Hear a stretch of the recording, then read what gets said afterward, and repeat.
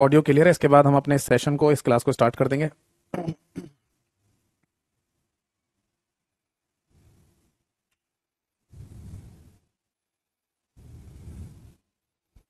एक बार जल्दी से फटाफट कंफर्म कर दीजिए ऑडियो क्लियर है।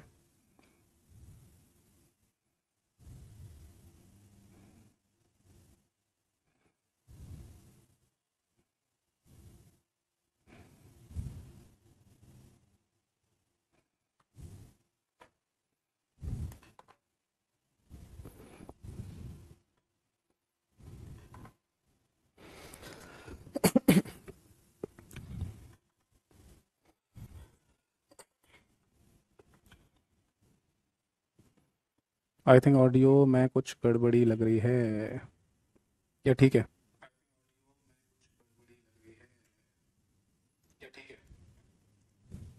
ठीक है जी। तो चलिए, है ना, हम अपने सेशन को और इस क्लास को ना स्टार्ट करते हैं। ठीक है जी। तो बाकी है ना, क्लास को शुरू करने से पहले एक बच्चे ने लिखा, सर बारिश के कारण नेटवर्क इशू है। हाँ देखिए, बारिश बहुत हो रही है ना। मैं समझ रहा हूँ हर जगह ही बारिश हो रही है आज के दिन में। और आई थिंक, है ना, कल भी सब जगह बारिश ही हुई है। तो नेटवर्क या कोई इशू हो सकता है। ठीक है, फिलहाल हमारे एंड पर सब कुछ ठीक चल रहा है, यानी कि इलेक्ट्रिसिटी भी है और इंटरनेट भी सही चल रहा है। यानी मेरी तरफ से जो डेटा आप लोगों को पहुंचेगा वो ठीक पहुंचेगा। आपके एंड पर अगर कोई दिक्कत हो तो आप मैनेज कीजिएगा। ठीक है। बाकी देखो, क्लास को शुरू करने से पहले जल्दी से फटाफट 1 मिनट का गाइडेंस आपको दूंगा, ताकि आपके एग्जाम में से फुल मार्क्स आए। और ये 1 मिनट शुरू होता है अब। देखिए, क्लास में जितनी मैं थ्योरी करा रहा हूँ ये मोर देन सफिशिएंट है। इससे ज्यादा थ्योरी आपको करने की जरूरत नहीं है। आप इसके अलावा सीधे एमसीक्यू प्रैक्टिस करिए, यानी मल्टीपल चॉइस क्वेश्चंस की प्रैक्टिस। और एमसीक्यू में भी पीवाईक्यू हमें सबसे पहले पढ़ने चाहिए, प्रीवियस ईयर पेपर में आए हुए क्वेश्चंस। इसके लिए आपको क्या करना है, मेरे यूट्यूब चैनल पर जाना है जिसका नाम है कंप्यूटर बाय यतेंद्र सर, उसे सब्सक्राइब कर लीजिए। और वहां पर डेली बेसिस पे चेक कर लिया करिए कम्युनिटी वाला सेक्शन। वहां आपको डेली बेसिस पे कुछ ना कुछ क्वेश्चंस मिलेंगे। आप उनको ट्राई करोगे तो आपको लगेगा कि हमारा एक मॉक टेस्ट हो जा रहा है, तो फिर आपको कहीं और मॉक टेस्ट देने की जरूरत भी नहीं है। फिर आप यूट्यूब चैनल पे चले जाओ, प्लेलिस्ट वाले सेक्शन में, वहां पर आपको एक प्लेलिस्ट मिलेगी MCQ practice for all exam के नाम से। उसमें जितनी क्लासेस हैं और जितनी आए सारी देखनी है आपको। वो सारे पीवाईक्यू करा रहा हूं वहां पर मैं। ठीक है। अगर आप ये कहते हैं कि सर इन एमसीक्यू या पीवाईक्यू की पीडीएफ आप हमें दे दीजिए ताकि हम प्रिंट आउट निकलवा कर भी खुद से पढ़ लें, तो वो आपको मेरे टेलीग्राम चैनल पर मिल जाएंगे। टेलीग्राम चैनल का नाम भी सेम ही है, कंप्यूटर बाय यतेंद्र सर। अगर कोई मेरे इन ऑफिशियल लिंक से नहीं जुड़ पा रहा है चैनल से, तो आप मुझे सीधे व्हाट्सएप या टेलीग्राम, जिस किसी पर भी अपने बैच का नाम लिखकर मैसेज करना चाहें, मैसेज कर दीजिएगा। मेरे ऑटोमेटिकली लिंक आपके पास आ जाएंगे। टेलीग्राम और व्हाट्सएप दोनों मेरे एक ही नंबर से चलते हैं, 8448832987। 1 मिनट समाप्त हुआ। तो चलिए शुरू करते हैं अपने इस सेशन को और अपनी इस क्लास को। सबसे पहले नमस्कार सभी को, सभी को नमस्कार। आज की डेट डाल देते हैं, 12 सितंबर 2024 आज की तारीख है। ठीक है जी। और हमारा जो है ना, लास्ट क्लास में मुख्य टॉपिक चल रहा था या चैप्टर चल रहा था, इसका नाम है कंप्यूटर हार्डवेयर। ठीक है जी। कंप्यूटर हार्डवेयर को है ना, हिंदी में भी हार्डवेयर के नाम से ही बोला जाता है। इसका कोई हिंदी अनुवाद या हिंदी ट्रांसलेशन नहीं होता है। बाकी देखिए, मैंने आपको कंप्यूटर हार्डवेयर में ये बताया कि टोटल मिला के हार्डवेयर को 3 पार्ट में डिवाइड किया गया है। फर्स्ट पार्ट का नाम है इनपुट डिवाइस, सेकंड पार्ट का नाम आउटपुट डिवाइस और थर्ड पार्ट का नाम स्टोरेज डिवाइस, जिसमें इनपुट डिवाइसेस मैंने लास्ट क्लास तक खत्म कर ली थी। आज की क्लास में ना हम डिस्कस करने जा रहे हैं बेटा आउटपुट डिवाइसेस के बारे में। ठीक है। हम है ना, कभी भी कोई एग्जाम देखते हैं ना, तो उन एग्जाम्स में हमें आउटपुट डिवाइसेस को लेकर भी क्वेश्चन देखने को मिलते हैं। और ये भी ध्यान रखिएगा कि आउटपुट डिवाइसेस में सबसे ज्यादा जो क्वेश्चन हमें देखने को मिला है पीवाईक्यू में, यानी प्रीवियस ईयर पेपर में आए हुए क्वेश्चंस में, तो वो है प्रिंटर। प्रिंटर का क्वेश्चन है ना, अक्सर रिपीट होने वाला क्वेश्चन है। बट ऐसा नहीं है कि प्रिंटर के 2 4 5 क्वेश्चन ही होते होंगे जो हर बार रिपीट हो रहे हैं। मतलब ये टॉपिक रिपीट होता है। बाकी ये टॉपिक है बहुत बड़ा। मतलब प्रिंटर के अंदर है ना, इतने सारे क्वेश्चन बनाए जा सकते हैं कि मतलब लिमिट ही नहीं है। आप अलग अलग तरीके से पूछ सकते हो प्रिंटर के क्वेश्चन, क्योंकि प्रिंटर में वेरिएशन ही बहुत ज्यादा होते हैं, बहुत तरीके के प्रिंटर्स होते हैं, है ना। तो इसलिए प्रिंटर्स के क्वेश्चन हमें अक्सर देखने को मिलते हैं अपने एग्जाम में। ठीक है। बट ऐसा नहीं है कि केवल प्रिंटर ही एक आउटपुट डिवाइस है, इसके अलावा और भी आउटपुट डिवाइसेस होती हैं। पहली बात तो ये समझ लीजिए, जैसे ये हमारा कंप्यूटर है, ठीक है। और अगर आप इस कंप्यूटर में कोई डाटा दे रहे हैं, तो मोस्ट प्रोबेबली आप जो डेटा इसको देंगे वो डाटा किसी ना किसी इनपुट डिवाइस से ही दिया जा रहा होगा, है नहीं। यानी कि कोई ना कोई आगत युक्ति का इस्तेमाल आप कर रहे होंगे जिसके द्वारा आप अपने कंप्यूटर को डाटा देंगे। ठीक है जी। अब जैसे कीबोर्ड माउस वगैरह इनपुट डिवाइस होती है, फिर कंप्यूटर के द्वारा क्या किया जाता है, प्रोसेसिंग होती है, यानी कि निष्पादन क्रिया। और फिर फाइनली कंप्यूटर क्या करता है कि एक इंफॉर्मेशन बना के देगा आपको। इंफॉर्मेशन को हिंदी में कहते हैं सूचना, बना के देगा आपको, और ये आपको किसी ना किसी आउटपुट डिवाइस पर ही देखने को मिलेगी। बात समझ में आई या नहीं। यहां पर हिंदी में डाटा को डाटा ही लिखा जाता है, इंग्लिश में जनरली डेटा कहते हैं, हिंदी में डाटा कहते हैं। तो बेसिकली हमें ये समझ में आ गया एक बात तो, कि अगर हम अपने कंप्यूटर को कोई डेटा दे रहे हैं तो कंप्यूटर उसको क्या बना देता है, इन्फॉर्मेशन यानी सूचना बना देता है। अगर हम कंप्यूटर को डेटा दे रहे हैं तो किसके थ्रू देंगे, इनपुट डिवाइस के थ्रू, और वो हमें कहां पर दिखाई देगा, आउटपुट डिवाइस पर दिखाई देगा, जिसको निर्गत युक्तियां कहा जाता है। ये बात क्लियर। एक पेपर हुआ था कुछ समय पहले, वहां पर सिंपल सा बेसिक सा क्वेश्चन पूछा गया कि व्हाट इज आउटपुट, यानी आउटपुट क्या होता है। तो जो सही ऑप्शन था वहां लिखा हुआ था वो चीज जो यूजर को प्राप्त होती है, बस इतना लिखा था। तो ये सही बात है या नहीं, क्या ये आंसर सही है? हाँ सही है भाई। आउटपुट है ना जो यूजर को प्राप्त होता है उसी को तो कहते हैं, बट किसके थ्रू, आउटपुट डिवाइस के थ्रू। जैसे मैं अपने कंप्यूटर में कोई भी काम कर रहा हूं, ये चीज जो मैं काम कर रहा हूं वो मुझे कैसे दिखाई देगी, मॉनिटर स्क्रीन के द्वारा। तो मॉनिटर एक आउटपुट डिवाइस हो गई, और मॉनिटर स्क्रीन पे जो मुझे दिखाई दे रहा है उसे आउटपुट कहेंगे। मान लीजिए अगर मैं कंप्यूटर पे काम कर रहा हूं, किसी फाइल को बना रहा हूं और उसका मुझे हार्ड कॉपी यानी कि मुझे उसका प्रिंट आउट चाहिए कागज पे, तो मैं प्रिंटर के थ्रू है ना हार्ड कॉपी या प्रिंट आउट निकाल लूंगा, है या नहीं। तो प्रिंटर तो एक आउटपुट डिवाइस हो गया, और जो उसके अंदर से कागज निकल के आया है वो आउटपुट हो गया जो हमें प्राप्त हो रहा है। तो एक सिंपल सा क्वेश्चन कि व्हाट इज आउटपुट, यानी कि वो चीज जो यूजर को प्राप्त होती है। बट इसको एक लेवल ऊपर लेके जाएं तो ये पूछा जा सकता है कि आउटपुट डिवाइस के थ्रू जो आपको मिलता है उसे क्या कहते हैं, तो उसे हम इंफॉर्मेशन यानी कि सूचना कहते हैं। समझ में आ गई बात। तो कंप्यूटर को हम डेटा देते हैं और कंप्यूटर हमें सूचना बनाकर देता है, ठीक है। तो आउटपुट डिवाइसेस में ना टोटल मिला के 4 आउटपुट डिवाइसेस का जिक्र होता है यहां पर, जिनमें से केवल 2 के ही पेपर में क्वेश्चन पूछे जाते हैं। सबसे पहला नाम तो आता है बेटा मॉनिटर, ठीक है। दूसरा नाम आता है दैट इज प्रिंटर, तीसरा नाम आता है बेटा स्पीकर, और चौथा नाम आता है प्रोजेक्टर। मेरे को ना इतने टाइम का एक्सपीरियंस हो गया पेपर्स में पूछे जाने वाले क्वेश्चंस को देखते हुए, मैंने ना बहुत रेयर से भी रेयरली कभी कोई क्वेश्चन देखा हो जो स्पीकर या प्रोजेक्टर से पूछा गया हो। नहीं तो जब भी कभी पेपर में क्वेश्चन आता है या तो मॉनिटर से पूछते हैं या प्रिंटर से पूछते हैं। उसमें भी ये समझ लीजिए कि ज्यादातर चांस होता है कि क्वेश्चन प्रिंटर से ही पूछा जाएगा। समझ में आ गई बात। तो देखिए सभी को हिंदी में भी यही नाम दिया जाता है, मॉनिटर को हिंदी में मॉनिटर ही कहेंगे, प्रिंटर को हिंदी में प्रिंटर ही कहेंगे, स्पीकर को हिंदी में स्पीकर ही कहा जाएगा, और प्रोजेक्टर को भी हिंदी में प्रोजेक्टर ही कहा जाता है। इनके कोई हिंदी नाम नहीं होते हैं, ठीक है बेटा। अब बात ये आती है, एक एक करके यहां से लेते हैं। प्रोजेक्टर क्या चीज होती है। देखो आपने सिनेमा हॉल में मूवी देखी है तो आपने नोटिस किया होगा कि ऊपर की तरफ से ना जहां बैठे होते हैं वहां ऊपर की तरफ देखना, एक किसी होल या छेद में होकर लाइट आ रही होगी और जो पर्दे पे पड़ती है, तब जाके सिनेमा हॉल में हम मूवी देख पाते हैं, क्योंकि सिनेमा हॉल में पूरा अंधेरा कर दिया जाता है, फिर वो लाइट आती है जो पर्दे पे पड़ती है। तो जिस मशीन के थ्रू वो लाइट है ना पर्दे पे डाली जा रही होती है उसी को प्रोजेक्टर कहते हैं। कई बार आपने कोई मूवी या फिल्म में पिक्चर में देखा होगा कि ना कोई सीन चल रहा होता है जिसमें क्या दिखाते हैं कि टेबल पर एक डिवाइस रखी हुई है जिसमें से लाइट पड़ रही है दीवार पर या किसी पर्दे पर, और वहां एक डिस्कशन चल रहा होगा कि देखो जी इसकी तस्वीर आराम से देखिए, ये एक आतंकवादी है और ये है वो है, इस तरीके का दिखाया जाता है। तो एक डिवाइस रखी रहती है टेबल पर, तो उसको भी प्रोजेक्टर कहते हैं, जिससे लाइट निकलेगी और सामने दीवार पे भी देख सकते हो अगर व्हाइट कलर की है, या फिर व्हाइट कलर का कोई पर्दा लगाकर भी आप चीजों को देख सकते हैं। तो प्रोजेक्टर बेसिकली एक आउटपुट डिवाइस है जिसका एग्जाम्पल हमने कई जगह देखा है। स्पीकर हर जगह जहां पर आवाज सुनने के लिए आपको कोई ऑप्शन दे रखा है वो स्पीकर ही होगा वहां पर। जैसे अगर आपसे ये पूछा जाए कि हेडफोन जो आप यूज करते हैं गाने सुनने के लिए उसमें क्या लगा हुआ है, कहां से आवाज आ रही है, तो स्पीकर से आ रही है। आपके लैपटॉप में भी आवाज अगर निकल रही है तो कहां से निकल रही है, स्पीकर से निकल रही है। अगर आपके पास कोई म्यूजिक सिस्टम है तो उसमें भी स्पीकर लगे हुए हैं। अगर आपके पास कोई एलईडी टीवी है तो उसमें भी नीचे कहीं ना कहीं स्पीकर लगे होंगे जिनसे आवाज आएगी। आपके पास अगर कार है तो कार में भी है ना म्यूजिक सिस्टम के लिए स्पीकर लगे होंगे। यानी कि हर वो जगह जहां से आपको आवाज सुनाई दे रही है वहां पर स्पीकर लगा रखा होगा, ठीक है। अब मैं आपसे ना एक क्वेश्चन पूछने जा रहा हूं और देखते हैं कितने लोग इस क्वेश्चन का सही आंसर देते हैं। देखो अगर मैं आपसे ये बोलूं कि हेडफोन कौन सी डिवाइस है, हेडफोन कौन सी डिवाइस है, तो इसका सही आंसर क्या होगा। हेडफोन समझ गए ना, आवाज सुनने के लिए गाने सुनने के लिए लोग अपने ऐसे हेड पे लगा लेते हैं, मैं उसी की बात कर रहा हूं। हेडफोन कौन सी डिवाइस है, ऑप्शन भी दे देता हूं चलो। हेडफोन एक इनपुट डिवाइस है, या हेडफोन एक आउटपुट डिवाइस है, या फिर headphone input output both device है। क्या लगता है आपको इन तीनों ऑप्शन में से कौन सा ऑप्शन सही है। ठीक है, कुछ बच्चों ने ना इनपुट डिवाइस आंसर दिया है, कुछ बच्चों ने आउटपुट डिवाइस दिया है, और कुछ ने इनपुट आउटपुट बोथ दोनों दिया है।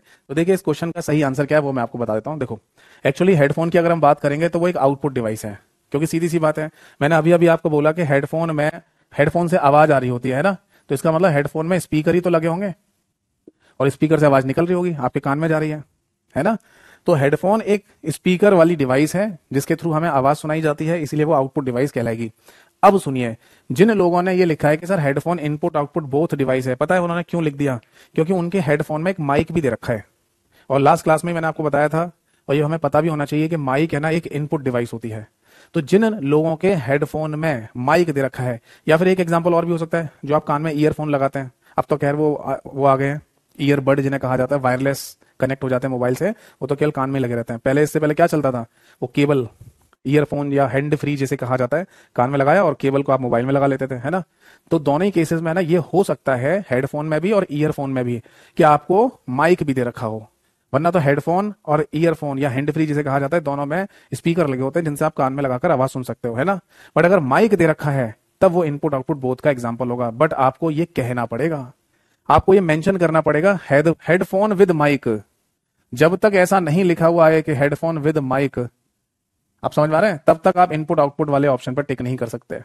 अगर लिखा हुआ आ रहा है कि हेडफोन विद माइक, तब आप है ना यहाँ पर टिक करेंगे कि ये एक इनपुट आउटपुट बोथ डिवाइस है, क्योंकि हेडफोन में स्पीकर लगे हुए हैं, वो आउटपुट हो गया, और माइक एक इनपुट डिवाइस होती है। ये उसी तरीके से हो गया ना, जो मैंने आपको पहले एक एग्जांपल दिया था कि आपके घर में है ना एक प्रिंटर आया है, और प्रिंटर होती है एक आउटपुट डिवाइस, है ना। बट आपने ये भी नोटिस किया कि उस प्रिंटर के ऊपर एक स्कैनर भी लगा हुआ है, और स्कैनर होती है एक इनपुट डिवाइस। मैंने लास्ट क्लास में बताया भी था, किसी भी प्रकार का कोई भी स्कैनर या स्कैनिंग डिवाइस हो, वो इनपुट डिवाइस कहलाती है। तो आप अगर कोई प्रिंटर खरीद के लेके आए हैं जिसमें प्रिंटर है और ऊपर स्कैनर भी लगा हुआ है, आप देख रहे हैं उसे, तब आप बोलिए कि मेरे पास एक इनपुट आउटपुट बोथ डिवाइस है। बट आप अपने दोस्त के घर जाते हैं और ये कहते हैं कि मैं एक प्रिंटर खरीद के लेके आया हूं, आप ना तो दोस्त को प्रिंटर को दिखा रहे हो, ना ये बता रहे हो उसे कि मेरे प्रिंटर में ऊपर स्कैनर भी लगा हुआ है। आप बस ये कह रहे हैं दोस्त से कि भाई कल मैं ना एक प्रिंटर खरीद के लेके आया था, तो दोस्त बस यही कहेगा कि आप एक आउटपुट डिवाइस खरीद के लेके आए हो, क्योंकि प्रिंटर कहने का मतलब ही है कि आउटपुट डिवाइस। अब वो एक अलग बात है कि उस प्रिंटर में स्कैनर भी लगा दिया गया हो, तब वो इनपुट आउटपुट बोथ कहलाएगा। समझ में आई बात या नहीं? यानी कि अगर कोई इनपुट डिवाइस लगी हुई है तो उसका नाम हमें मेंशन करना पड़ेगा, अदरवाइज उनके जो मूल नाम होते हैं, जो उनके प्रिंसिपल नाम है, उन्हीं के अकॉर्डिंग आप बताएंगे कि ये इनपुट डिवाइस है या आउटपुट डिवाइस है। इसलिए है ना, यहाँ पर हेडफोन केवल मैंने पूछा था कि कौन सी डिवाइस है, तो जिन बच्चों ने कहा केवल आउटपुट डिवाइस है, वही सही आंसर था। इनपुट आउटपुट बोथ कहने वाले बच्चों का आंसर गलत है। समझ में आ गया? चलिए, तो फाइनली है ना, स्पीकर आपको जहां कहीं भी लगा हुआ दिखाई दे तो समझ लीजिए कि एक आउटपुट डिवाइस आप यूज कर रहे हैं आवाज सुनने के लिए। फिर आता है प्रिंटर। प्रिंटर में बहुत सारे वेरिएशन है। प्रिंटर में ना आपने laser printer, inkjet printer, thermal printer, daisy wheel printer, 3D printer, pen based plotter, है ना, और UV printer, dye sublimation printer, dot matrix printer, line printer, ये सब नाम आपने सुने होंगे। ये सब नाम प्रिंटर्स के ही नाम है। तो बेसिकली प्रिंटर की भी है ना अपनी कैटेगरी बनाई हुई है, जो मैं आपको जब प्रिंटर पढ़ाऊंगा तब बता दूंगा। फिलहाल बहुत सारे प्रिंटर्स होते हैं। और फिर है चौथा ऑप्शन, दैट इज मॉनिटर। तो मॉनिटर भी एक आउटपुट डिवाइस है ना। अगर आप कंप्यूटर में जो भी काम कर रहे हैं उसे देखना चाहते हैं तो मॉनिटर स्क्रीन पे ही देखेंगे। तो मॉनिटर कह दो, डिस्प्ले कह दो, या वीडीयू कह दो, यानी विजुअल डिस्प्ले यूनिट, तीनों का मतलब सेम ही होता है। ठीक है जी, तो इसे आप नोट कर लीजिए, इस डायग्राम को भी नोट कर लीजिए। ठीक है, इंपॉर्टेंट चीजें हैं ये। बाकी आपको पता ही है, अगर आपका नोट करने का बिल्कुल भी मन नहीं है तो आपको मैंने क्लास के शुरुआत में अपने टेलीग्राम चैनल की जानकारी दी थी, वहां पर आपको कंप्यूटर हार्डवेयर के नाम से कंप्लीट क्लास पीडीएफ मिल जाएगी, जिसको डाउनलोड करके आप प्रिंट आउट भी निकलवा सकते हैं और रिवीजन कर सकते हैं। पर ध्यान रखना बेटा, उन पीडीएफ फाइल को पढ़ने का फायदा तब 100% ज्यादा मिलेगा जब आपने कम से कम क्लास को एक बार सुन और देख रखा हो। ठीक है जी, चलो, तो अब एक एक करके है ना आगे बढ़ते हैं और इन सभी डिवाइसेस के बारे में चर्चा करते हैं। तो सबसे पहले ना हेडिंग डालेंगे मॉनिटर। ठीक है, मॉनिटर के बारे में देखते हैं।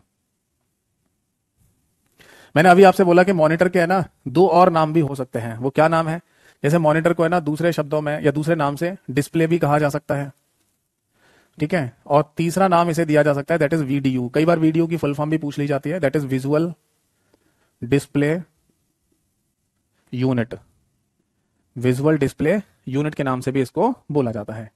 अब देखिए, आप बोलेंगे सर मॉनिटर में हमें क्या समझना है, क्या पढ़ना है, तो मैं आपको समझाता हूं। देखो, मॉनिटर का जो एक मूल सिद्धांत है, जिसके ऊपर पूरा मॉनिटर का कॉन्सेप्ट तैयार किया गया है, उसे हम यहां पर सबसे पहले पढ़ेंगे, और वो है that is refresh rate. Note कीजिए, रिफ्रेश रेट। अभी कुछ समय पहले ना पंजाब स्टेट गवर्नमेंट का एक पेपर हुआ था, जहां पर यह क्वेश्चन पूछा गया कि बताइए इनमें से कौन सा शब्द है ना मॉनिटर से संबंधित होता है? रिफ्रेश।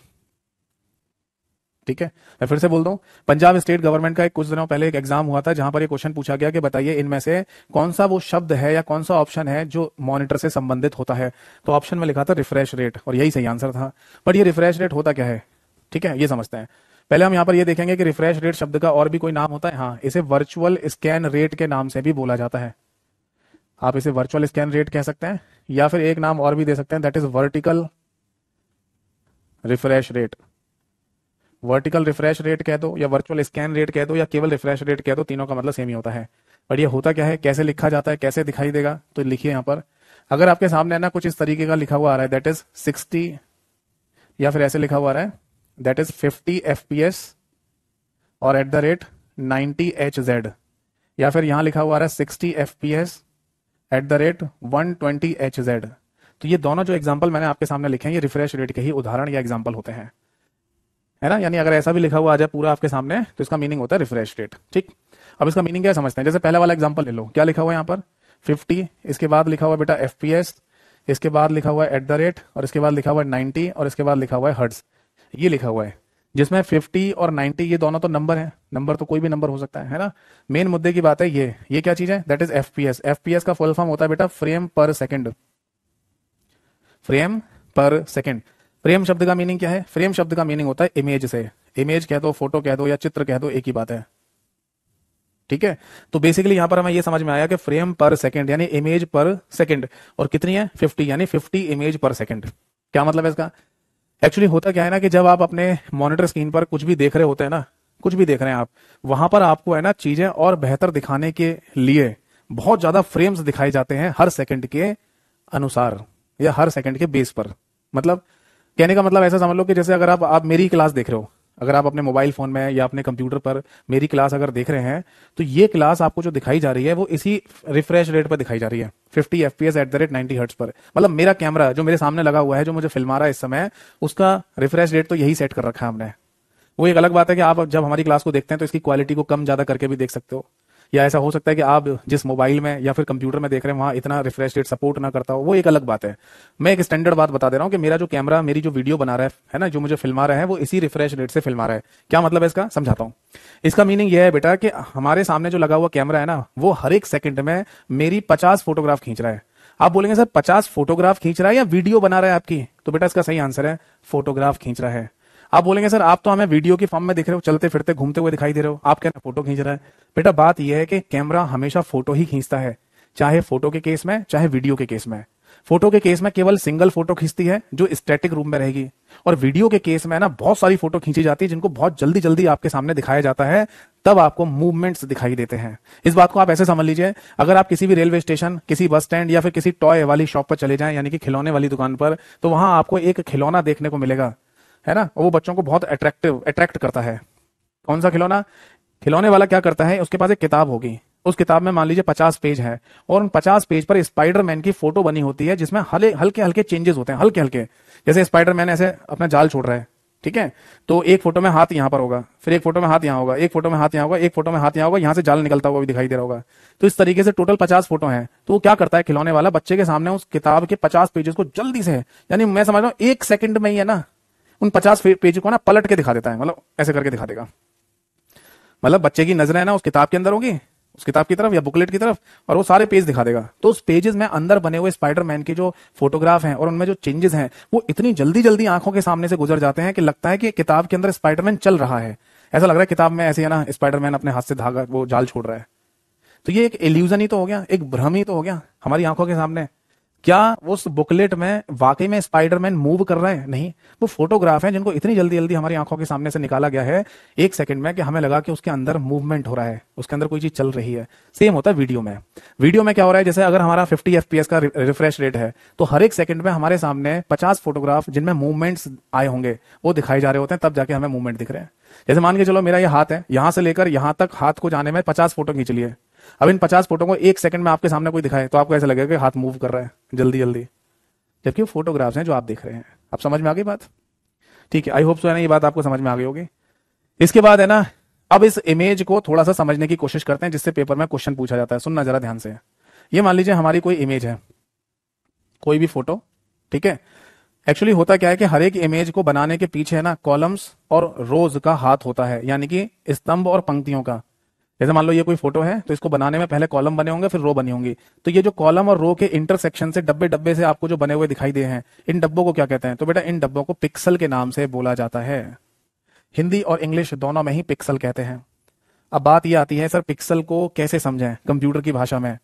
तो इसे हम बोलते हैं स्मॉलेस्ट एलिमेंट ऑफ इमेज। एक आंसर आता है इसका, smallest element of image, Hindi में कहा जाएगा किसी इमेज का या किसी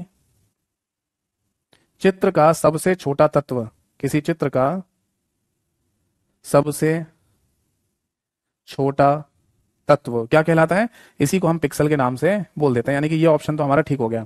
बट कंप्यूटर की भाषा में ना पिक्सल को एक और नाम से बोला जाता है और वो है डॉट, डॉट के नाम से ये भी बोल देते हैं। तो अगर कभी ऐसा लिखा हुआ आ जाए कि कंप्यूटर में डॉट किसे कहा जाता है तो वो भी पिक्सल को कहा जाता है, और अगर ये पूछा जाए कि स्मॉलेस्ट एलिमेंट ऑफ इमेज किसे कहते हैं तो वो भी पिक्सल को ही कहा जाता है। ठीक है जी।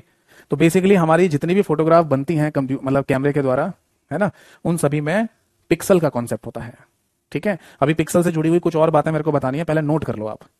कोई डाउट है तो पूछ लीजिए, क्योंकि मेरे को बोर्ड थोड़ा सा साफ करना पड़ेगा, रब करना पड़ेगा।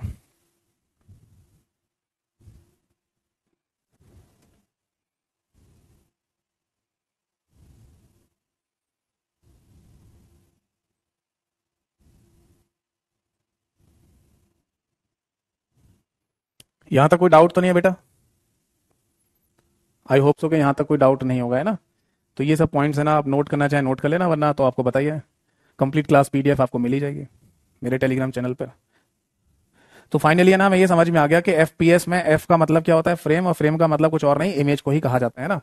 अब देखो अगला एक पॉइंट आप यहां पर ये लिखिए, that is quality of image, quality of image. फिर मैं आगे है ना आपको हर्ट्ज का केस भी बताऊंगा, पहले ये लिख लो। क्वालिटी ऑफ इमेज का मतलब क्या है, इमेज की गुणवत्ता।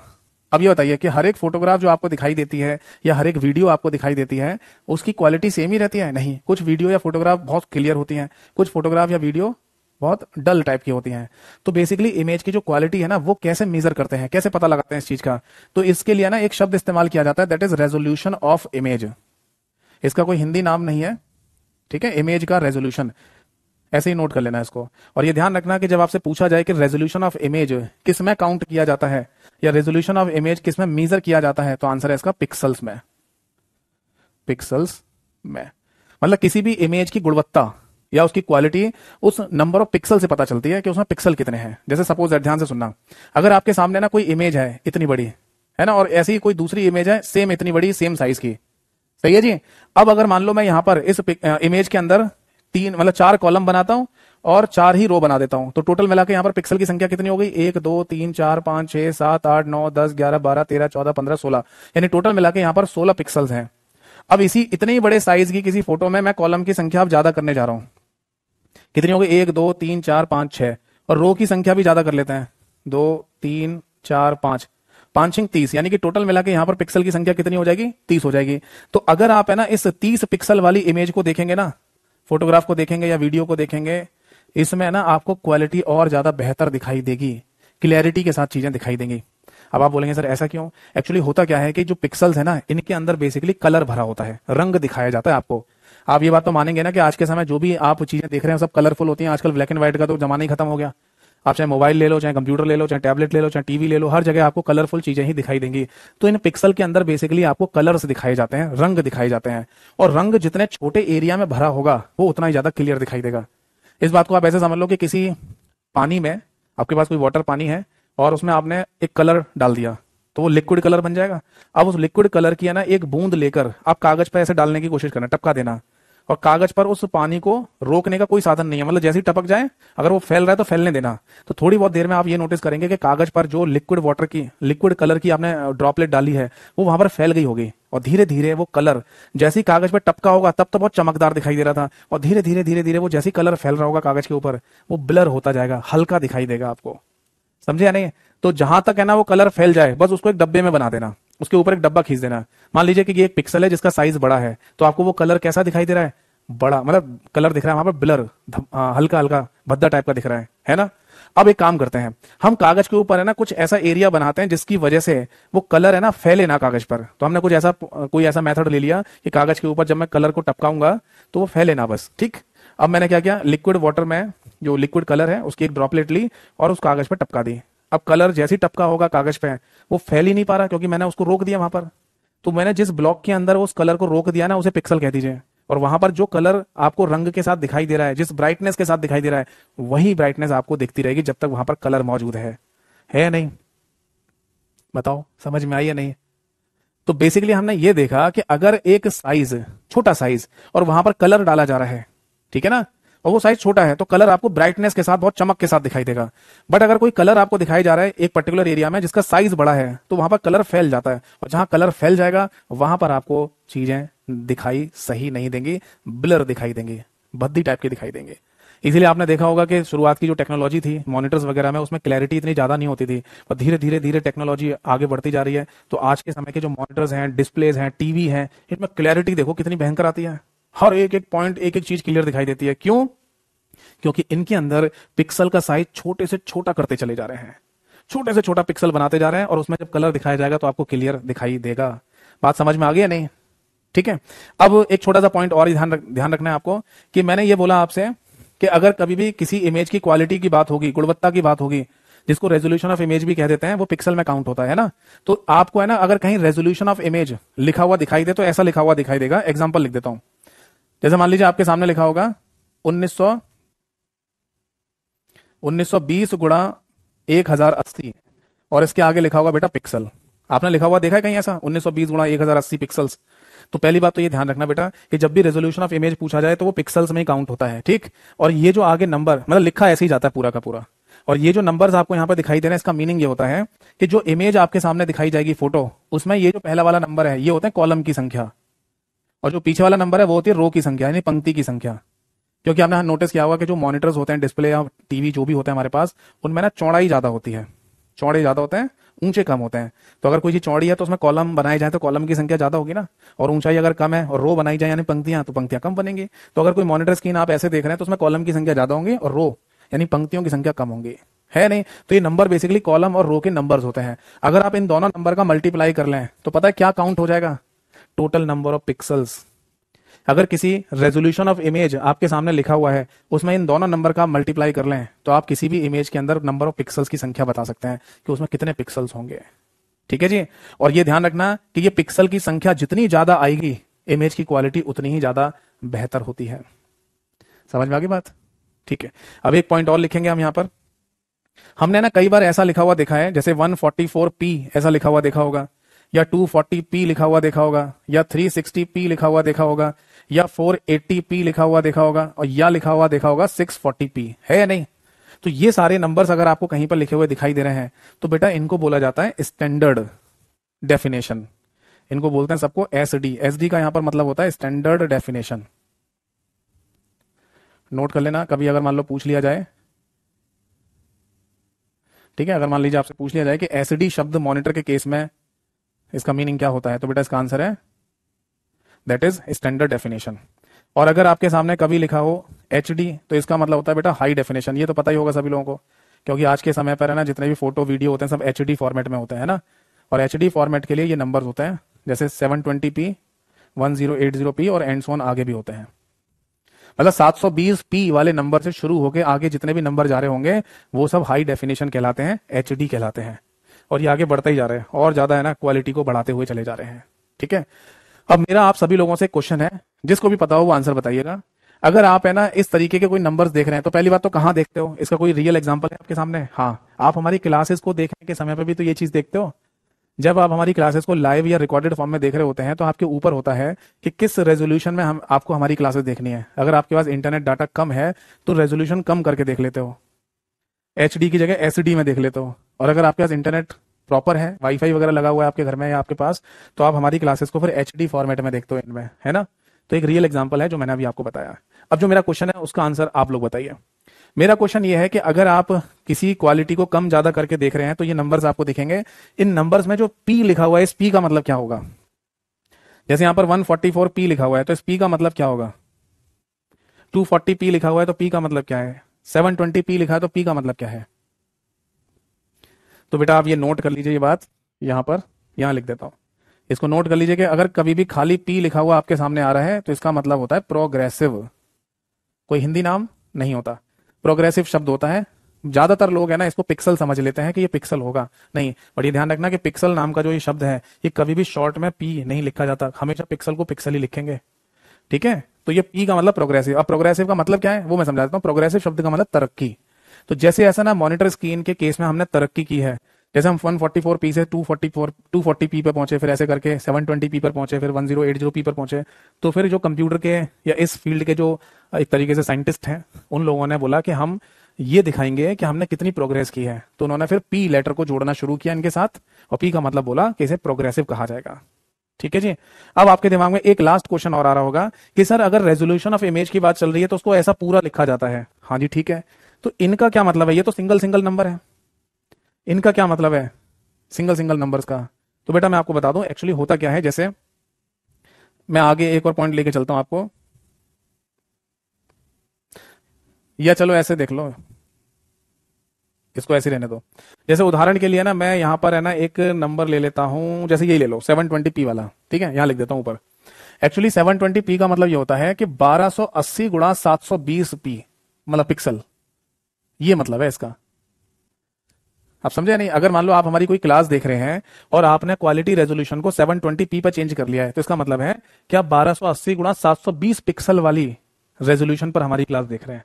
यानी वीडियो भी तो फोटो से ही बनती है, अभी समझा रहा था। तो यानी कि हर जो फोटो आपको दिखाई जाएगी उसमें 1280 कॉलम होंगे और 720 रो होंगी, यानी पंक्तियां होंगी, और इनके दोनों को मल्टीप्लाई करने से क्या मिल जाएगा हमको? पिक्सल की संख्या मिल जाएगी। तो मतलब उतने पिक्सल वाली फोटो या वीडियो आप देख रहे हैं। ठीक है भाई, समझ में आ गया? तो केवल है ना एक नंबर उठा के रख देते हैं, जैसे कि यहां लिख दिया 720, उठाकर यहां रख दो, और पी का मतलब प्रोग्रेसिव। अगर आपसे कोई बोले 720p का कंप्लीट रेजोल्यूशन बताइए, तो फिर आप ये बता देंगे 1280 गुणा 720 पिक्सल, पर वहां प्रोग्रेसिव शब्द नहीं लिखेंगे। फिर बताओ भाई, समझ में आ गई बात या नहीं? इज दैट क्लियर और नॉट? बट अब एक और मैं एग्जांपल देने जा रहा हूं आपको, जिसमें थोड़ा सा चेंज हमें देखने को मिला है ना पहली बार। अभी तक क्या हो रहा था कि जितने भी ये नंबर्स आपको सिंगल सिंगल दिखाई दे रहे हैं और उनके आगे पी लिखा हुआ है, ये जनरली पीछे वाले नंबर होते हैं, है ना, बाद वाला नंबर होता है जनरली। बट है ना अभी आज के समय एक नाम आपको देखने को मिल रहा होगा, दैट इज 4K। आ रहा है ना? कोई मोबाइल है, कोई वीडियो मतलब कोई मॉनिटर है, उसमें ये कहा जाता है कि इसमें 4K की वीडियो चल जाएगी, 4K की है ना फोटो आप ओपन कर सकते हैं। या कोई कैमरे वगैरह हैं, वो उसके केस में आपने सुना होगा कि ये 4K की फोटो खींच सकता है, 4K की वीडियो बना सकता है। यानी आज की करंट टेक्नोलॉजी में 4K शब्द हर जगह हमें देखने व सुनने को मिल रहा है। तो ये 4K का एग्जैक्टली मतलब क्या है? देखो, 4K का मतलब होता है बेसिकली 4000, K का मतलब 1000, है ना? तो ये 4000 का क्या मतलब है यहाँ पर? तो देखो एक्चुअली होता क्या है कि हमारे सामने एक रेजोल्यूशन होता है, और वो रेजोल्यूशन है, लिखिए 3840 गुणा 2160, और आगे लिखा हुआ है पिक्सल्स। ये है वो बेसिकली मतलब 3840 गुणा 2160 पिक्सल, जिसको कहा जाता है कि आप 4K के फॉर्म में कोई वीडियो या कोई फोटो देख रहे हैं। ये बात समझ में आई या नहीं? अब आप बोलेंगे सर ये है रेजोल्यूशन, मैं कहूंगा हाँ जी यही रेजोल्यूशन है 4K का। तो आप बोलेंगे सर यहाँ तो कहीं 4000 भी नहीं दिख रहा ना 4K, क्या मतलब है इसका? तो बेसिकली 4K यानी कि 4000 होता ही नहीं है, ये नंबर लिया गया है यहाँ से एक पहचान देने के लिए। आप बोलेंगे सर ये 3840 लिखा है, 4000 का है, तो मैंने बताया ना कि 4000 होता ही नहीं है। 3840 को 4000 कहा जा रहा है अप्रोक्सीमेशन में, यानी कि अगर मैं 3840 में 160 और जोड़ दूं तो कितना हो जाएगा? 4000 हो जाएगा। तो अप्रोक्सीमेट नंबर है 4000, जिसको शॉर्ट में 4K के नाम से बोला जा रहा है, वरना किसी भी मॉनिटर, इमेज, फोटो किसी के केस में 4000 पूरा नंबर होता ही नहीं है। अब समझ में आया नहीं? तो यहां पर हमें एक चीज और देखने को मिली कि ये जो 4K आइडेंटिफिकेशन दी गई है ना, वो पहले वाले नंबर से दी गई है, 3840 वाले नंबर से, जबकि और जगह केस में क्या करते हैं, पीछे वाला नंबर कंसीडर किया जाता है। ठीक है, नोट कर लीजिए इसको, कोई डाउट है तो पूछिए। एक बच्चे ने लिखा है सर अगर 1000p का रेजोल्यूशन ऑफ इमेज पूछे तो हमें कैसे पता चलेगा? नहीं, ये रेजोल्यूशन नहीं पूछते, ये तो मैं एग्जांपल के लिए आपको बता रहा हूं। जैसे यहां लिखा है ना 1920 और 1080 पिक्सल, ये एक एग्जांपल है। जैसे यहां लिखा हुआ है, जैसे 4K का बताया, ये तो मैं एक एग्जांपल बता रहा हूं ताकि आपको नॉलेज हो इन चीजों की कि हाँ ये चीजें हमारे सामने, तो इसका मतलब क्या है। वरना ज्यादा से ज्यादा बात ये पूछ सकते हैं कि स्टैंडर्ड डेफिनेशन इनमें से कौन सा है। तो ये जो नंबर मैंने लिखा है 1 2 3 4 5, ये स्टैंडर्ड डेफिनेशन है, जिनको SD कहते हैं। और फिर यहाँ 720p 1080p, फिर आ जाता है 3840 हो गया। ये सब आगे नंबर्स बढ़ते चले जाते हैं, इनको HD कह देते हैं, हाई डेफिनेशन। बट पेपर में ना इतने ज्यादा नहीं पूछते, आप हाई डेफिनेशन के 2 नंबर याद रखना बस, एक तो 720 और 1080 वाला। बताओ जी, समझ में आ गई बात या नहीं? तो भाई हमें ना आधा पार्ट तो क्लियर हो गया, आधी चीजें तो पता चल गई एट द रेट से पहली वाली, है नहीं? बिल्कुल, हमें यहां पर आधा पार्ट तो पता चल गया, वो है एट द रेट से पहले वाला पार्ट। यानी हमें एफपीएस का पूरा कॉन्सेप्ट समझ में आ गया, इमेज का कॉन्सेप्ट समझ में आ गया, रेजोल्यूशन का समझ में आ गया। ये तो 50 एक नंबर है बस। अब एट द रेट क्या होता है, ये एक सेपरेटर है, यानी कि आधा पार्ट ये आधा पार्ट ये। 90 भी यहाँ पर नंबर है। ये क्या लिखा हुआ है, एच जेड का मतलब होता है HERTZ, यानी कि हर्ट्ज। हिंदी में भी इसको हर्ट्ज ही कहते हैं। और अगर आप है ना फिजिक्स बैकग्राउंड से हैं, यानी कि आपने भौतिकी पढ़ी है, तो आपको पता होना चाहिए कि हर्ट्ज बेसिकली क्या होती है, यूनिट ऑफ फ्रीक्वेंसी होती है। यूनिट ऑफ फ्रीक्वेंसी हिंदी में कहा जाएगा आवर्ती की इकाई, आवर्ती की इकाई। ठीक है जी। अब यहां पर फ्रीक्वेंसी और आवर्ती का मतलब क्या है वो मैं समझाता हूं आपको, सुनिए जरा ध्यान से। एक्चुअली होता क्या है ना कि जो पिक्सल्स का कॉन्सेप्ट मैंने अभी आपको बताया, या पहले आप आवर्ती को समझ लो, फ्रीक्वेंसी का मतलब क्या है। देखो, किसी भी पर्टिकुलर पॉइंट ऑफ टाइम पर कोई चीज कितनी बार निकल रही है, अगर उसे एक समय पर काउंट कर लिया जाए तो उसी को फ्रीक्वेंसी कहा जाता है।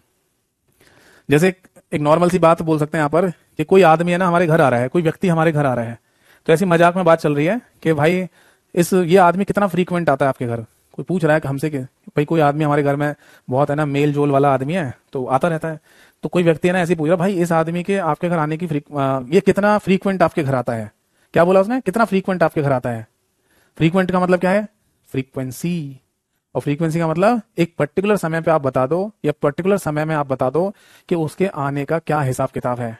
तो एक जिसके घर वो आदमी आ रहा है वो क्या बोलेगा कि भाई ये है ना हफ्ते में, मान लो हफ्ते में है ना 7 दिन आ जाते हैं, रोजाना ही आते हैं, मिल जाते हैं, हमसे बातचीत कर लेते हैं, बैठ लेते हैं एक आध घंटे, हफ्ते में 7 दिन इनसे मुलाकात हो जाती है। तो ये क्या हो गई, वो उस आदमी के हमारे घर आने की फ्रीक्वेंसी हो गई, यानी 7 दिन में रोजाना।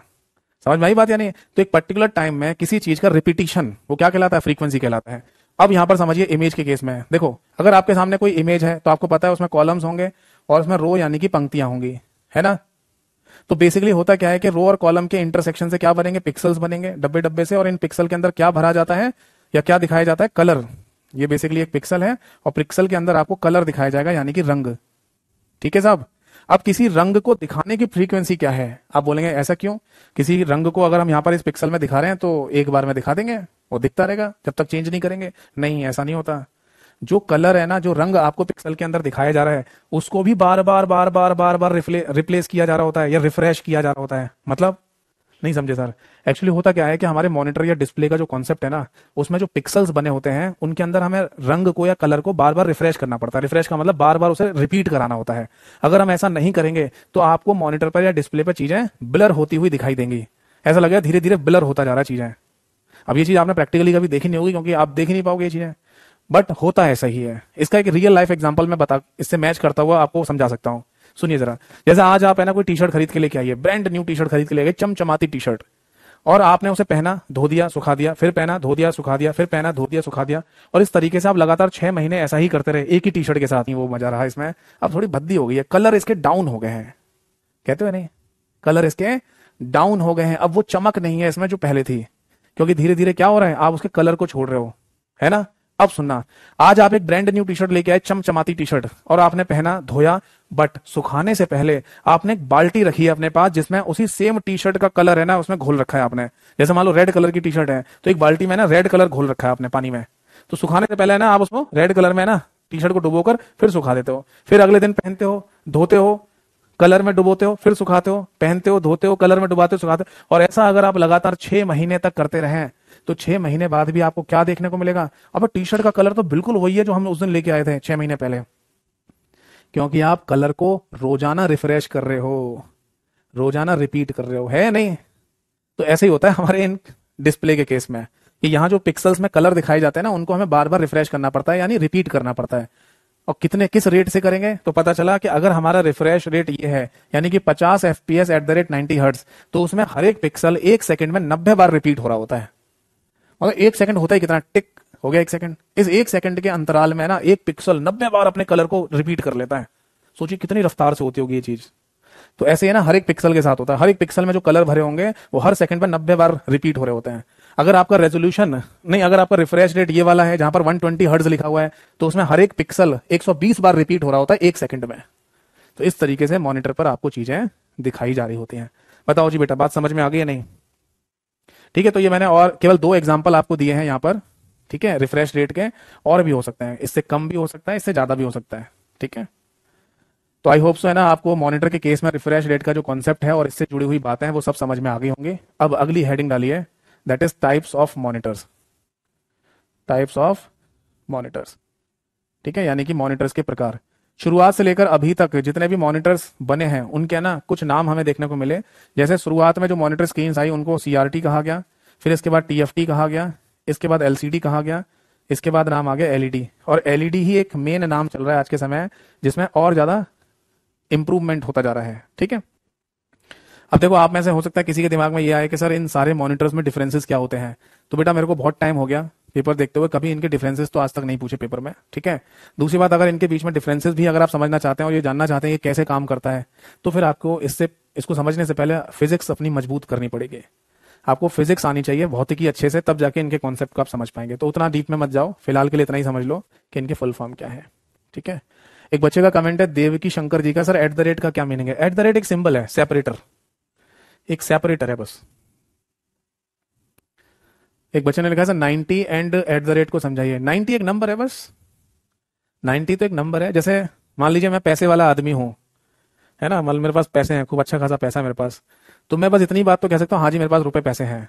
बट अगर मैं ये बोलूं कि मेरे पास 1 लाख रुपए हैं, तो एक एक नंबर ही तो हो गया। मैं अगर ये बोलूं कि मेरे पास 5 लाख रुपए हैं, तो 5 एक नंबर ही तो हो गया, बस नंबर है और कुछ नहीं है। जैसे आपने कहा 90 क्या चीज थी, तो 90 एक नंबर है बस, कम भी हो सकता है ज्यादा भी हो सकता है। मेन जो मुद्दे की बात थी ना वो ये थी, एफपीएस उससे पहले भी एक नंबर है, हर्ट्ज उससे पहले भी एक नंबर है। एट द रेट जो लिखा है वो एक सेपरेटर है। सेपरेटर मतलब दो चीजों को डिवाइड करने वाला।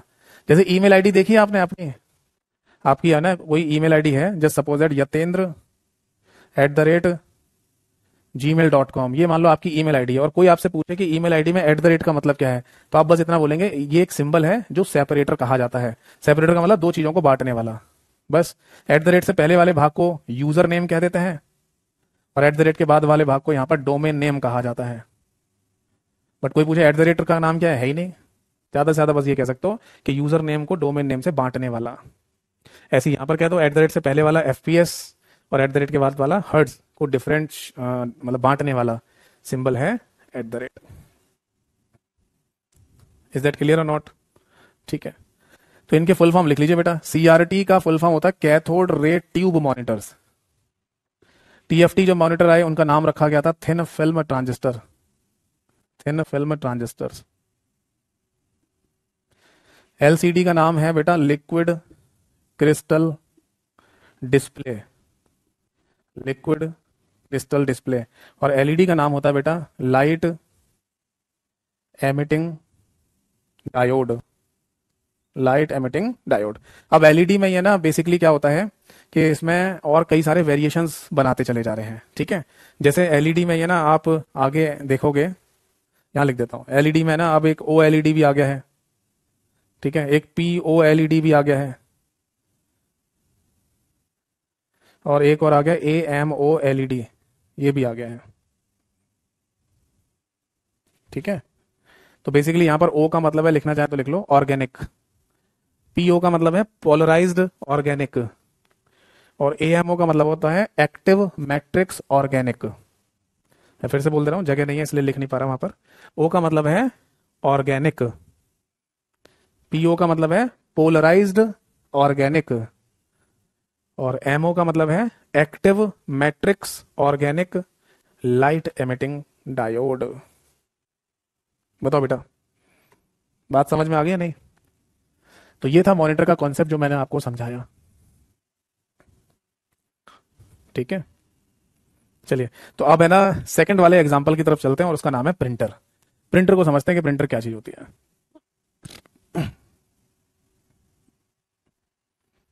ठीक है, तो हेडिंग डालिए प्रिंटर, ठीक है। और मैं फिर से बोल दूं कि प्रिंटर है ना इंपॉर्टेंट होता है, ठीक है। इसके क्वेश्चन अक्सर पेपर में पूछे जाते हैं, यानी कि अगर आउटपुट डिवाइस का कोई क्वेश्चन पूछा जाना है, कंप्यूटर हार्डवेयर का कोई क्वेश्चन पूछा जाना है, तो ज्यादातर चांस है कि आपसे प्रिंटर का क्वेश्चन ही पूछा जाएगा, ठीक। और एक बात ये भी ध्यान रखिएगा कि प्रिंटर है ना भाई बहुत बड़ा टॉपिक है।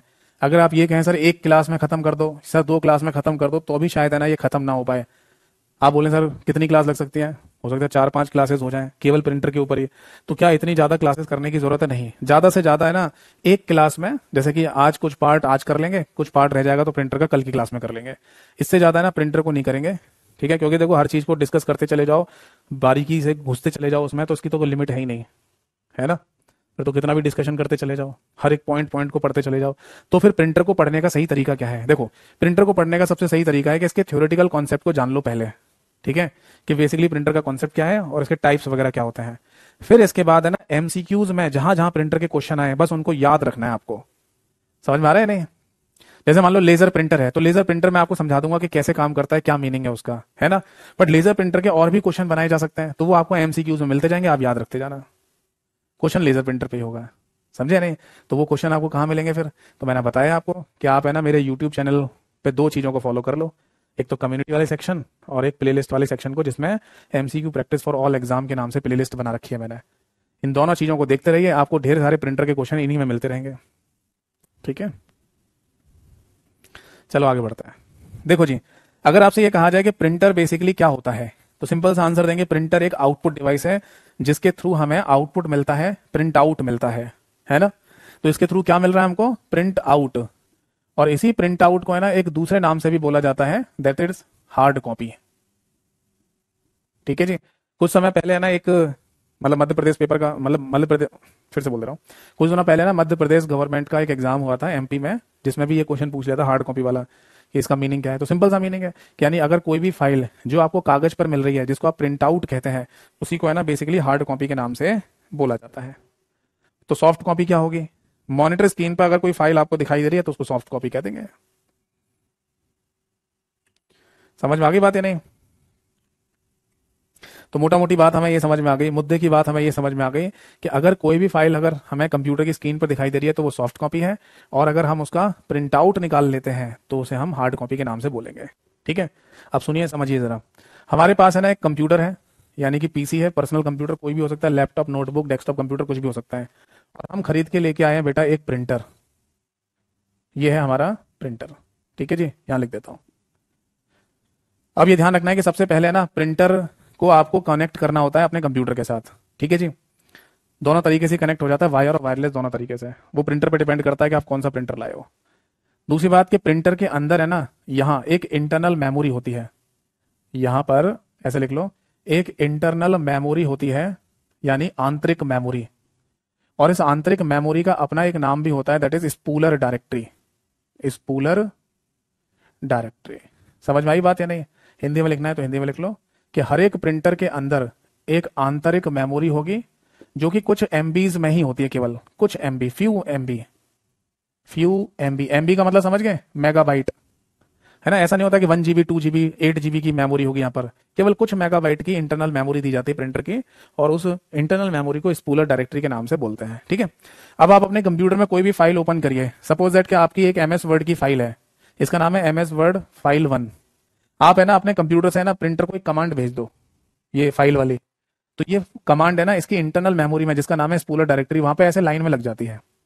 अब मेरा क्वेश्चन ये है कि मान लो अगर हम प्रिंटर को कोई कमांड देते हैं प्रिंट निकालने के लिए, तो एक कमांड जो हमने भेजी है उसके सारे पेज, क्योंकि किसी फाइल में एक से ज्यादा पेज भी तो हो सकते हैं ना, जैसे एमएस वर्ड की फाइल है, इसमें टोटल मिला के 50 पेज हैं जिनको आपको प्रिंट निकालना है। तो अभी मान लो जो फाइल आपने भेजी है, जो कमांड आपने भेजी है, इसके सारे प्रिंट नहीं निकले, अभी चल रहा है, क्या उसी बीच में आप दूसरी कमांड भी भेज सकते हो प्रिंटर को? हाँ, यानी आप अपने कंप्यूटर में एक और एमएस वर्ड की या एक्सेल पावर पॉइंट जो भी हो उसकी फाइल खोलिए और इसकी भी कमांड दे दो, तो वो भी है ना ऐसे लाइन में जाके लग जाती है पहली वाली कमांड के पीछे।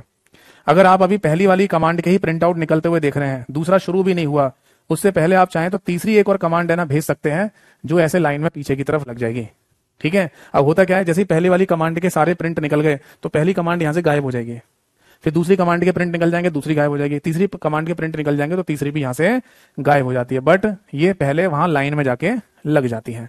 तो एक एग्जाम हुआ कुछ समय पहले जहां पर ये क्वेश्चन पूछा गया कि अगर आप अपने कंप्यूटर से कमांड देते हैं प्रिंटर को, जो प्रिंटर की इंटरनल मेमोरी में तब तक रहती है जब तक प्रिंटर प्रिंट नहीं कर देता, इस प्रोसेस को क्या कहते हैं? तो इस प्रोसेस को प्रिंट स्पूलिंग कहा जाता है।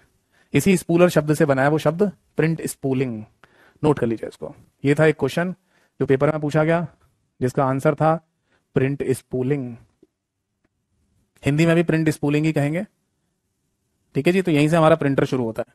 देखो वो लिख देता हूं मैं यहां पर कि it is a process, it is a process in which a command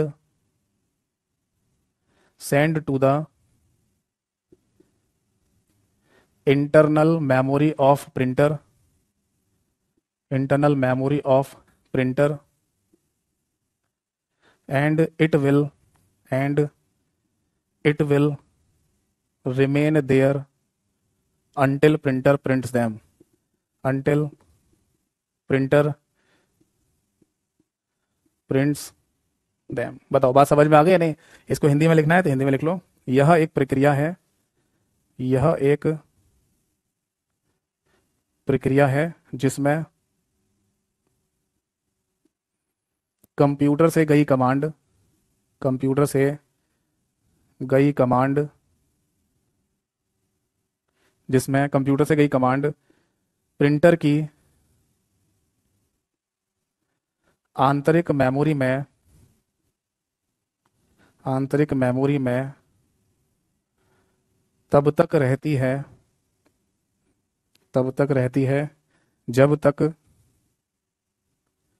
printer print नहीं कर देता है, प्रिंटर प्रिंट नहीं कर देता है। बताइए बात समझ में आ गई या नहीं? नोट कर लीजिए, कोई डाउट है तो पूछिए।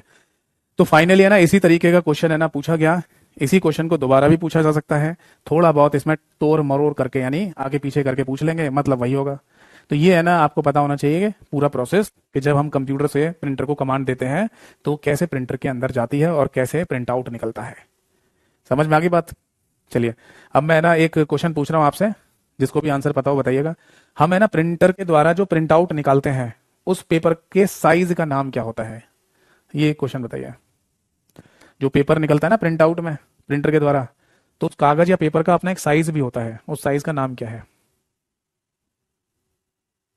Very good. सबसे पहले आंसर सुधीर ने ही दिया है, A4 साइज। ठीक है, तो नॉलेज के लिए अगर लिखना हो तो लिख सकते हैं इस बात को कि A4 साइज का जो पेपर का नाम है ना, इसका बेसिकली अपना एक साइज भी होता है, that is 8.27 inch multiply by 11.69 inch का। ठीक है, ये इंचेस में लिखा हुआ है। ठीक है, और ये बात हम सभी लोगों को पता है कि 1 इंच बराबर होता है बेटा 2.5 सेंटीमीटर, और 2.5 सेंटीमीटर में भी वो एग्जैक्टली होता है 2.5 सेंटीमीटर। तो अगर कभी ये सेंटीमीटर में भी पूछा जाए तो सेंटीमीटर में भी बता सकते हैं। अभिनय ने भी सही आंसर दिया है, नवीन ने भी सही आंसर, सभी ने सही आंसर दिया है। ठीक है, तो ये उसका डायमेंशन होता है। ठीक, तो जैसे कि मैंने बोला था आप सभी लोगों को कि 1.25 घंटे की क्लास रखेंगे थ्योरेटिकल, और इसके बाद रखेंगे डाउट सेशन। तो एक काम करते हैं, आज की क्लास को यहीं तक रखते हैं, बाकी आगे जो प्रिंटर की जानकारी है वो मैं दूंगा अगली क्लास में। ठीक है, और नेक्स्ट क्लास जो होगी हमारी उसमें मुझे लगता है प्रिंटर पूरा हो जाएगा खत्म। तो आज की क्लास यहीं समाप्त होती है। अब आपको जो भी पूछना है, जो भी डाउट हो इस टॉपिक से हटकर आप मेरे से पूछ सकते हैं, इस टॉपिक से रिलेटेड हो तो भी पूछ सकते हैं। बताइए समझ में आ रहा है नहीं?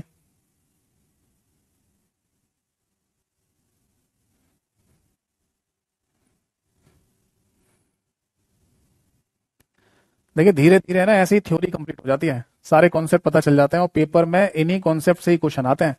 ऐसा नहीं है कि कुछ और अलग से पूछ रहे हैं, बस ज्यादा से ज्यादा थोड़ा सा घुमा फिरा के पूछ लेते हैं, इतना ही अंतर आता है बस।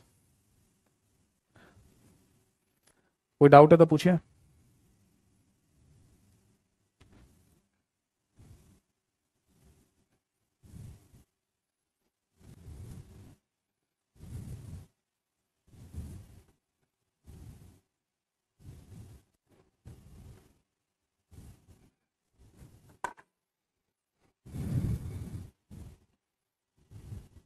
चलिए, तो जैसा मैं देख पा रहा हूँ आप किसी का कोई डाउट है नहीं, तो फिर आज की क्लास और आज के सेशन को यहीं समाप्त कर देते हैं। ठीक है, बाकी एक बच्चे ने ना लिखा था क्लास के शुरुआत में, एक बार देख लेता हूँ क्या लिख रहा था वो। एक बच्चे ने लिखा सर पीडीएफ दे दिया करिए, एग्जाम है करीब। तो दे तो रहा हूँ, और कैसे दूं भाई? एमसीक्यूज की पीडीएफ दे रहा हूँ आपको, आपको चैप्टर्स की पीडीएफ दे रहा हूँ, आपको टॉपिक्स की पीडीएफ आपको दे रहा हूँ, अपने टेलीग्राम चैनल पर दे तो रहा हूँ सारी चीजें, और कैसे दूं भाई? एक बच्चे ने लिखा सर इतना अच्छे से समझाने के लिए थैंक यू सो मच मेरे भाई ये लिखने के लिए। ठीक है जी, तो जो मैं समझा रहा हूँ आपको वो क्लियरली समझ में आ जाए, और इसे इसे समझने के बाद आपके पेपर में क्वेश्चन ठीक हो जाए, बस हमारा उद्देश्य पूरा हो जाएगा। अगली क्लास में मिलेंगे, कोई पढ़ते समय डाउट आए, एमसीक्यू पढ़ते समय, क्योंकि थ्योरी पढ़ने की जरूरत नहीं है मेरी क्लास से हटके। ठीक है, तो अगर एमसीक्यू पढ़ रहे हो, कोई डाउट आए तो ज़रूर भेजिए मेरे को व्हाट्सएप या टेलीग्राम पर, जो भी आपका मन करे। ठीक है, और नंबर मैंने क्लास की शुरुआत में आपको दिया ही था। मैं जितना जल्दी होगा रिप्लाई ज़रूर करूँगा। ठीक है, तो अगली क्लास में मिलेंगे, तब तक के लिए नमस्कार सभी को। जय हिंद, वंदे मातरम।